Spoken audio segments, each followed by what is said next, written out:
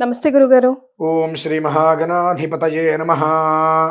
గురుగారు, జనవరి 25 తారీఖు మీరు చేయాలనుకుంటుంది నిజంగా చాలా పెద్ద కార్యక్రమం. చాలా బృహత్తమైన కార్యక్రమం అని చెప్పొచ్చు. అయితే అది ముఖ్యంగా ఆ హోమగుండం వీడియోస్ నేను చూశాను గురుగారు. వామ్మో! అక్కడ నుంచోడానికే కొంచెం అట్లా అట్లా అనుకుంటా నుంచుంటాం. అంతెందుకు గురుగారు, ఇప్పుడు అగరబత్తి వెలిగించిన తర్వాత ఆ కొద్దిసేపైనా ఆ పొగ తట్టుకోలేం కదా! మీరేమో అంత పెద్ద హోమగుండంలో అసలు విరివిగా మంటలు వచ్చేస్తున్నాయి. ఆ మొత్తం అసలు ఆ రోజు జరిగే 12, 16 గంటల విధి విధానం చేసే ముందు మిమ్మల్ని మీరు ఎలా ప్రిపేర్ చేసుకుంటారో తెలుసుకోవాలనిపించింది గురుగారు నాకు. తప్పకుండా అమ్మా. ఇందులో నన్ను నేనేదో ప్రిపేర్ చేసుకోవడం అనేటువంటిది ఏమీ లేదు. ఆయన సంకల్పం నా నుంచి కార్యసాధనగా నన్ను తీసుకున్నారు. దానికి ఆయన కొన్ని ఇచ్చినటువంటి విధానాలు మనం ఎలా చేసుకొస్తాము అని అంటే దానికి మూలంగా కూడా ఒక అద్భుతాలు జరిగినాయి. మనం కూడా చెప్పినట్టు గుర్తు నాకు. అమావాస్య రోజు నాడు శ్రీశైలం వెళ్ళాలి అంటేనే క్షేత్రపాలకుడి యొక్క అనుగ్రహం కావాలి. మనకు పక్కనే అది, కానీ వెళ్ళలేం. ఆయన అనుగ్రహం కావాలంటేనే క్షేత్రపాలకుడి యొక్క అనుగ్రహం మనకు కావాలి. ఆయన అనుగ్రహం దొరుకుతుందని నేను ఊహించరా. 4-5 విఘ్నాలు వచ్చినాయి. ఇక బయలుదేరము అనుకున్నా. రాత్రి 9:30, 10 గంటలకి స్నేహితుడు నేను కారు తీసుకుని వచ్చేస్తాను అన్నాడు. నా కారుకు చిన్న ప్రాబ్లం వచ్చింది. పొద్దున్నే 4:30, 5 గంటలకల్లా వస్తానటువంటి వ్యక్తి 6:30కి వచ్చాడు. సరే బయలుదేరాము, శ్రీశైలం వెళ్ళాము. చాలా మంచివాడు మనిషి. ఎంతటి నిదానస్తుడు అంటే నేనైతే కంచి 3 గంటల్లోపు శ్రీశైలం వెళ్తాను, 5 గంటలు తీసుకెళ్ళాడు చిన్నగా. ఆరాంసే వెళ్దామని చెప్పి నాకేమో నా సమయం అయిపోతుందని. కానీ ఈశ్వరుడు అనుగ్రహం శ్రీశైలం వెళ్ళాము.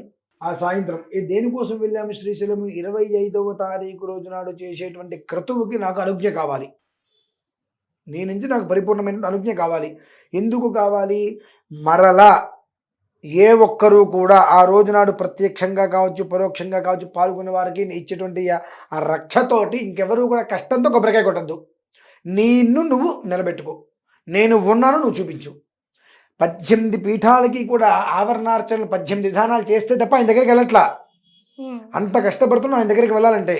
కాబట్టి నిన్ను నువ్వు ఉన్నాన్ని ప్రూవ్ చేసుకో అని అడగడం కోసము, అడగడం కూడా ఆయన నిలదీయడం కోసం వెళ్ళా. మరి పిలిపించుకున్నాడు ఆయన. వెళ్ళాను, పాతాళ గంగలో నీళ్ళు చల్లుకున్నాను. అక్కడ కూర్చుని గస్తా దాని విధానాలన్నీ పూర్తి చేసుకుని అభిషేకం చేసుకున్నాను. రాత్రి రుద్రపారాయణ చేసుకున్నాను. మర్నాడు ఉదయం దర్శనం కలుగుతుందని నేను ఊహించలా. 500 రూపాయలు టికెట్ తీసుకున్నా, మినిమం 1.5-2 గంటలు అన్నారు.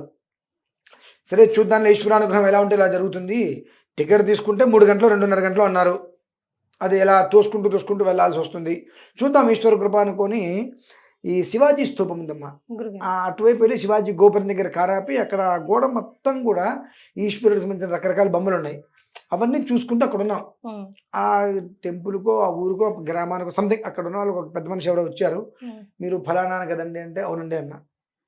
4-5 నిమిషాల్లో గుళ్ళోకి తీసుకొచ్చారు బయటికి.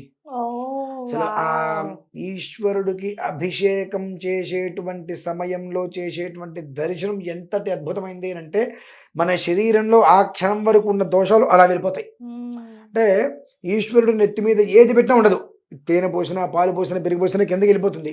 ఆ అభిషేక దర్శనం ఎందుకు చేసుకోవాలి అంటే ఆ నీరు ఏ రకంగా కిందకి వెళ్ళిపోతూ ఉంటుందో లింగం మీద పోస్తే ఆ రకంగా మన పాపాలు వెళ్ళిపోతాయి అభిషేక దర్శనం చేస్తే. అదే దొరికింది నాకు. అమ్మయ్య అనుకున్నా. రేపు కాశీ వెళ్తున్నాను. మమ్మల్ని ఎప్పుడు గురుగారు? 6వ తారీఖు బయలుదేరి కాశీ వెళ్తాను. వెళ్ళి అక్కడ ఇప్పుడు మనం చేసేది అష్టాదశ శక్తిపీఠ మహాశక్తి పీఠార్చన. భ్రమరాంబామ్మ వారిని అనుమతి అడిగేశా మొదటి ఒకరికి. కాశీ వెళ్తున్నా. కాశీలో అమ్మవారిని కూడా అడిగి అక్కడి నుంచి వారాహి అనుమతి తీసుకొని, కేదార్నాథ్ అనుమతి తీసుకొని, అక్కడ పంచదేవతలు ఉంటారు వారి అనుమతి తీసుకొని మళ్ళీ నేను ఆ గంగాజలం తీసుకుని రావడం జరుగుతుందమ్మా. ఎందువల్ల నేను చేయాలి? నాకేమన్నా లాభమా? లాభమే. నా తదనంతరం నాకు ముక్తి దొరుకుతుంది అని. ఎందువల్లనంటే ఈ మన భారతీయ శంకర పీఠంలో 25వ తారీఖు చేసేటువంటి కార్యక్రమం అయితే సామాన్యమైంది కదమ్మా. ఉదయం నుంచి మొదలు పెడితే కంఠం ఆబాలగోప విదిత సర్వానుల్లంఘ్య శాసన శ్రీచక్రరాజనిలయ శ్రీమత్రిపుర సుందరి ఒక రకమైన కంఠంతో రావాలి. నేనేదో అలా చెప్పుకుంటే వెళ్తున్నది. స్వరాక్షర పద వృత్త వర్ణాలన్నీ కూడా ఉచ్చేశ్వరంలో ఉదయం నుంచి సాయంత్రం వరకు అది కంఠం అనేటువంటిది అరగదీస్తూనే ఉండాలి. మీరు ఎప్పుడు ఏ శ్లోకం చెప్పినా ఏ మంత్రం చెప్పినా నేనైతే ఇలా అనుకుంటాను, వెంటనే అది తెలుస్తుంది Vibrations. గురుగారు. వైబ్రేషన్ 100%. వచ్చినప్పుడు ఈ 11 ఆవరణార్చనలు దాటి మనం కైలాస యంత్రంలో ఈశ్వరునికి వెళ్తాం. కానీ ఇక్కడ 18 ఆవరణార్చనలు దాటాలండి. 11 కన్నా ఇంకా ఎక్కువ 18 మరి ఆవరణార్చనలు. 11 ఆవరణార్చనలు చేయడానికి మహా అయితే మనకు గంటే పడుతుంది మహాలింగార్చనలో. కానీ ఇక్కడ 18 ఆవరణార్చనలు చేయడానికి సుమారుగా 9:30-10 గంటలు పడుతుందమ్మా. ఆవరణార్చన చేసి ఈశ్వరు దగ్గరికి వెళ్తే వందే శంభుమాపతిం సురగురుం వందే జగత్కారణం వందే పన్నగభూషణం మృగధరం వందే పశూనాం పతిం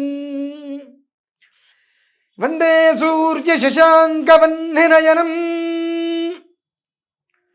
వందే ముకుంద ప్రియం వందే భక్తజనాశ్రయం చ వరదం వందే శివం శంకరం వందే భక్తజనాశ్రయం చ వరదం. అయినా నువ్వు తప్ప నాకు దిక్కులేదు, అందుకే 18 ఆవరణార్చనలు దాటుకొని నీ దగ్గరికి వస్తున్నా అని ఎవరైతే అంటారో ఆయనకి అన్ని వరాలు ఇచ్చేస్తాడు ఆయన. ఇది లేదు అంటానికి వీలేదమ్మా. ఆ వరాలన్నీ కూడా ఆ ఒక రక్ష అనేటువంటిది ఏదైతే ఇస్తామో ఆ రూపంలో వారి ఇంటికో వారి శరీరం మీదకో వారి గడపలోకి ఎవరి గడపలోకి అయితే వస్తుందో, ఇక నాకు ఈ యొక్క దాని నుంచి వచ్చేటువంటి ఫలితం తగ్గిపోయింది అనుకోవడానికి 12 ఏళ్ళు పడుతుందండి. మరి ఎందుకంటే ఇది ఇన్ని సంవత్సరాల పాటు ఉంటుందంటే నమ్మలేరు. మరి పుష్కరకాలం ఖచ్చితంగా ఉంటుంది. అంటే మీకు ఏదైనా పెళ్లి రోజు అయింది, లేదంటే గృహప్రవేశం అయింది, పుట్టినరోజు, అటువంటి రోజులలో మీరు చక్కగా వ్రతాలు చేసుకోవటము అటువంటి చేసుకోవడం మినహాయిస్తే నాకు ఈ నష్టం వచ్చింది, ఈ కష్టం వచ్చింది, ఈ అపవాదం వచ్చింది, ఈ నీలాప నిందలు వచ్చినాయి, ఇటువంటి వాటితోటి మనం కొబ్బరికాయ కొట్టవలసిన అవసరం లేదమ్మా. ఆ రకంగా కాపాడుతుంది. ఎంతగా కాపాడుతుంది అంటే ఏ రకంగా అయితే కనుక శివుణ్ణి నిందించినందుకు గాను అమ్మవారు తట్టుకోలేక, అందరూ వినండి, ఈ అష్టాదశ శక్తి పీఠ మహాశక్తి పీఠార్చన అనేటువంటిది మనకు ఏ రకంగా రక్షణ కల్పిస్తుంది అంటే, దక్షుడు చేసేటువంటి యజ్ఞానికి అమ్మవారిని పిలవకపోయినప్పటికీ కూడా అమ్మవారు వెళితే అమ్మవారు వెళ్ళినందుకు గాను సంతోషించకుండా ఈశ్వరుని అనగా తన భర్తని దోషణలాడినందుకు గాను అమ్మవారు తట్టుకోలేక ఆత్మాహుతి చేసుకుంది. ఆ ఆత్మాహుతి చేసుకున్నటువంటి సమయంలో ఈశ్వరుడు శరీరం నుంచి వచ్చినటువంటి కపాలికులు ఉంటారు, వాళ్ళని గురుగారు జటాధార నుంచి వచ్చారు కదండి ఆయన.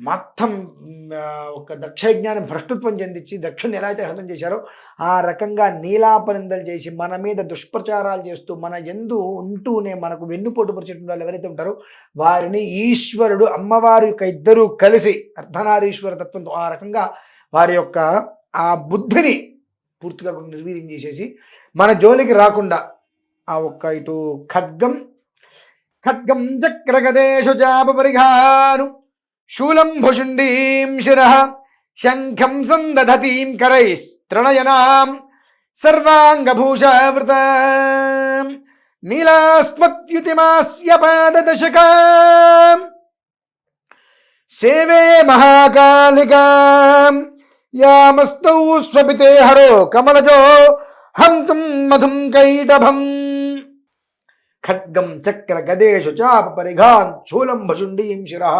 ఈ ఆయుధాలన్నీ కూడా పట్టుకొని పార్వతీ పరమేశ్వరుడు ఎప్పుడూ కూడా మన ఇంటి అందే మనకు కాపలాగా ఉంటూ ఈ యొక్క శుంభాది దైత్యార్థిని అనుకుంటూ శుంభని శుంభాది రాక్షసుల్ని ఏ రకంగా అయితే కనుక హింసాత్మక చర్య చేస్తుండే వధించిందో ఆ రకంగా మన మీదకి ఎవరైతే కనుక దండయాత్ర చేసుకుంటూ దుష్ప్రచారం చేస్తూ దురపద్రవాలతో మన మీదకి వస్తుంటారో వారు ఎక్కడికక్కడ వాళ్ళని ఖండించుకుంటూ వస్తున్నాం. వారు అంతటి యోగంగా ప్రతి ఒక్క మనిషికి అందించాలని చెప్పి దానికి తగ్గ కఠిన సాధనని 1వ తారీఖు, మొన్న 1వ తారీఖు కాదు అమావాస్య, ఆ శ్రీశైలం వెళ్ళిన మొదలు దాన్ని నేను అవలంబిస్తూనే ఉన్నానమ్మా.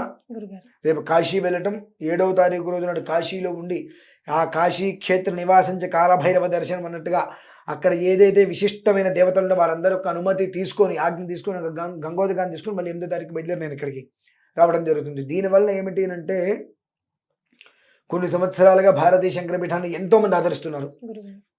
అంతేకాకుండా సనాతన ధర్మంలో భగవదారాధన చేస్తూ ఎంతోమంది దైవతత్వాన్ని ఆనందిస్తున్నారు. కానీ కొంతమందికి ఏంటంటే ఆ ఆనందాన్ని పూర్తిగా అందుకోలేకపోతున్నారు.